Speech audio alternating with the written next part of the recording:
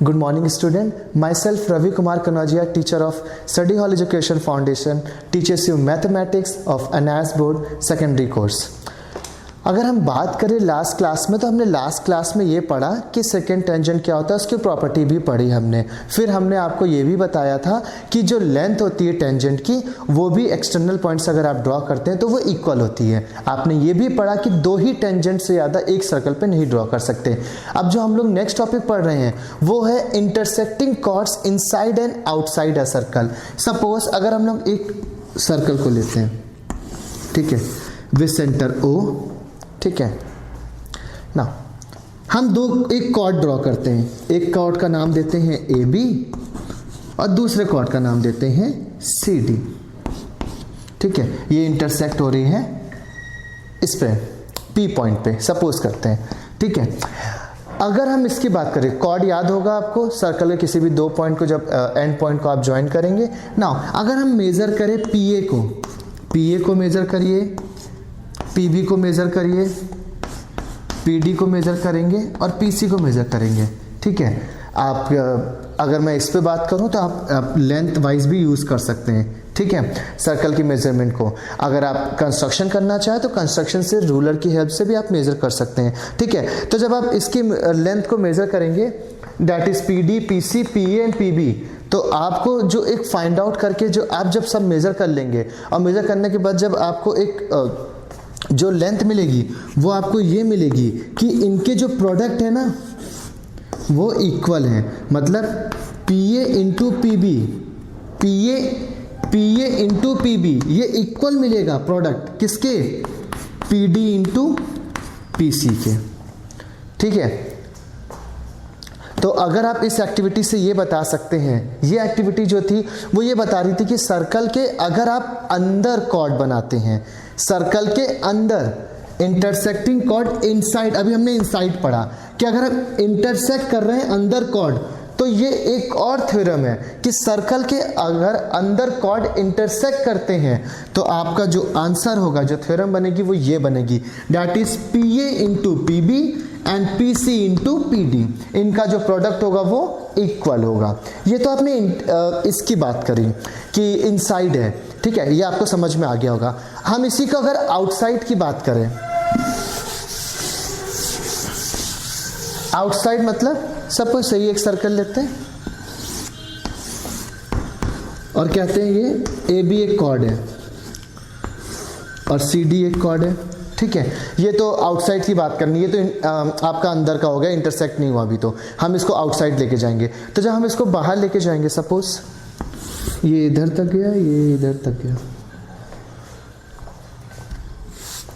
इसको नाम दे दिया P, सेंटर O है, ठीक है। तो जब आप इसको मेजर करेंगे, दैट इज PA को मेजर करिए, PB को मेजर करेंगे एंड PC को मेजर करिए एंड PD को मेजर करिए, ठीक है। आप इसको जब मेजर करेंगे स्केल से, किसको PA को मेजर करेंगे, फिर PB को मेजर करेंगे, PC को मेजर करेंगे एंड PD को मेजर करेंगे।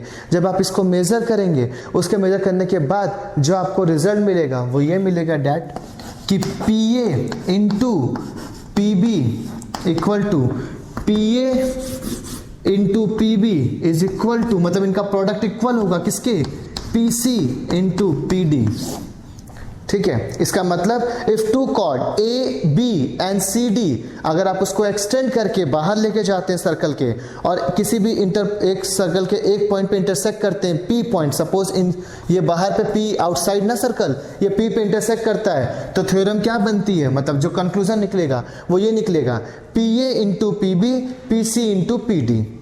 क्लियर, फिर से बोल रहा हूं, अगर दो कॉर्ड को सर्कल के बाहर लेके जाते हैं और वो एक पॉइंट पे इंटरसेक्ट करता है, दैट इज कॉल्ड P, तो वो क्या हो जाएगा, P पे इंटरसेक्ट करने पे जो आपका थ्योरम बनेगी, जो कंक्लूजन निकलेगा वो ये निकलेगा, that PA into PB and PC into PD। अगर आपको मेजर करना होगा तो आप एक सर्कल बनाइएगा और कॉर्ड को ऐसी बना के आगे मेजर कर लीजिएगा, और with the help of thread और with the help of ruler या स्केल की जो भी आपको लगे उससे आप मेजर कर लीजिएगा। यू विल फाइंड कि इन दोनों का जो प्रोडक्ट होगा वो आपका इक्वल होगा, ठीक है। एक क्वेश्चन कर लेते हैं, आपको और थोड़ा सा कंफ्यूजन दूर हो जाएगा। सपोज इन्होंने बोला BA and DC are two chord, एक बना लेते हैं,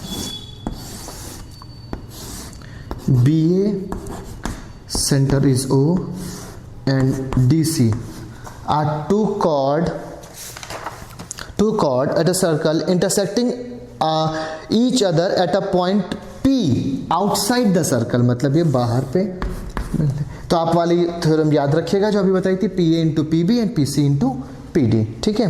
इन्होंने बोला if PA equal to 4 centimetre, ये इन्होंने बोला 4 centimetre, PB equal to 10 centimetre, ये पूरा इन्होंने बोला यहां से यहां तक ये 10 सेंटीमीटर, ठीक है। उसके बाद इन्होंने बोला CD equal to 3 centimetre, CD is 3 centimetre and अच्छा CD equal to 3 centimetre, find PC, आपको फाइंड आउट करना है PC, अच्छा ये पता करना है, ठीक है। नाउ अब आप लोग क्या, सिंपल सा है, सपोज हम लोग अज्यूम कर लेते हैं लेट PCB X, तो हम लोग अगर X अज्यूम करते हैं तो आपको पता है PA into PB equal to PC into PD। तो देखिए PC को हम लोग X अज्यूम कर लेते हैं, PD कितना दे रखा था आपको, PD पता ही नहीं है, तो ये हो जाएगा X प्लस 3, ठीक है। CD पता है हम लोग को, ये आपको पता है 10 इंटू 4, ठीक है। तो ये हो जाएगा 40 equal to X square, X into X square plus 3, ठीक है।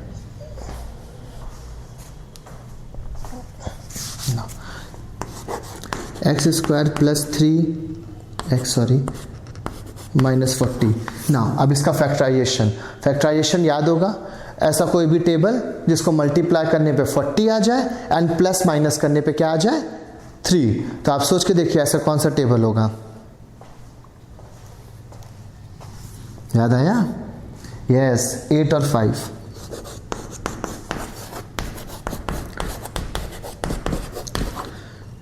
ठीक है,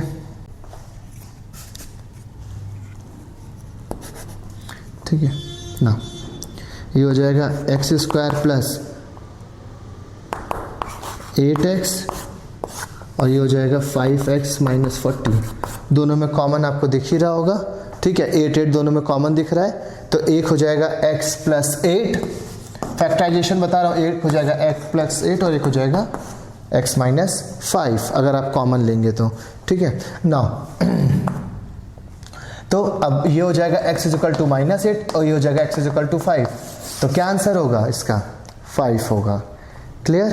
तो ये मत सोचिएगा कि आपको बड़ा इजी सा क्वेश्चन दे देंगे, दैट इज PA दे देंगे, PB दे देंगे और आपको PC निकालना होगा, नहीं, आपको फैक्टराइजेशन का क्वेश्चन भी आ सकता है इसमें। अब आपको इसमें कॉन्सेप्ट पता होना चाहिए फैक्टराइजेशन में, जैसे मैंने यहाँ 40 आ गया, अब आपको फैक्टराइजेशन में ये पता होना चाहिए ऐसा कोई टेबल जिसको मल्टीप्लाई करने पे 40 आ जाए, कोई भी दो नंबर, और प्लस माइनस करने पे 3 आ जाए, तो आपके पास वो भी प्लस 3, तो आपके पास सिर्फ 8 था, 8 में से 5 गया 3 एंड 8 5 जा 40, वही आंसर आया। तो आपका एक बार x प्लस 8 आएगा और एक बार x माइनस 8, इसको अगर सॉल्व करेंगे x प्लस 8 होगा और एक बार x माइनस 5 होगा। तो अब x प्लस 8 को क्या लिखेंगे, x माइनस 8, और इसको लिखेंगे इक्वल टू को इधर ट्रांसफर करेंगे तो प्लस 5 हो जाएगा। तो माइनस आंसर कभी हो ही नहीं सकता, तो क्या होगा आपका प्लस 5। क्लियर?